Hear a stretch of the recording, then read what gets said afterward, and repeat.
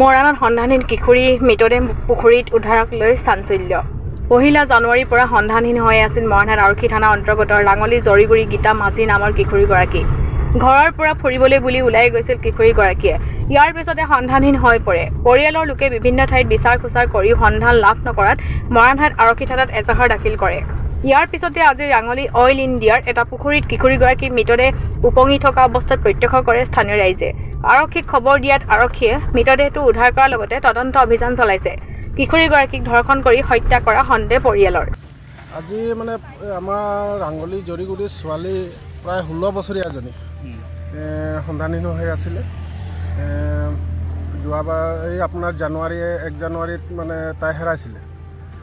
এই ফুৰিবলৈ যাওঁতে ইয়াতে মানে সেইদিনাখন হেৰাওঁতে মানে বিচাৰ খোচাৰ কৰোঁতে ইয়াতে তাই চুৱেটাৰটো পেলাই থোৱা দেখিলে, ৰাইজে প্ৰত্যক্ষ কৰিলে। চুৱেটাৰটো দেখি চিনি পালে সেইদিনাখন 1 জানুৱাৰীৰ দিনাখনি ছোৱালীজনী ইয়াতে পুখুৰী পাৰতে পুখুৰীতে আছে বুলি ভাবি আছিলে, কিন্তু ইয়াত কেমিকেল থকাৰ কাৰণে নামিব পৰা নগ'ল বা বিচাৰিব পৰা নগ'ল। অপেক্ষা কৰি আছিলে ইয়াতে ওলাব হয়, ইয়াতে ওলালে ছোৱালীজনী। থানাত কেছ হৈ আছে। ছোৱালীজনী ৰাঙলী জৰিগুৰি। কি নাম? ছোৱালীজনী গীতা মাঝি। বাপেকৰ নাম? টুনু মাঝি। বয়স ছোৱালীজনী 16-17 এনেকুৱা হৈছে আৰু। পঢ়ি আছে নেকি? পঢ়ি মানে স্কুল এৰিছিলে বুলিছে।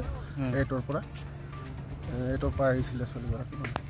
কিবা সন্দেহ পৰিছে নেকি? সন্দেহ মানে তেনেকুৱা প্ৰশাসনক দিয়া হৈ আছে। অলৰেডি তেহেঁতি কেছ কৰি আছে।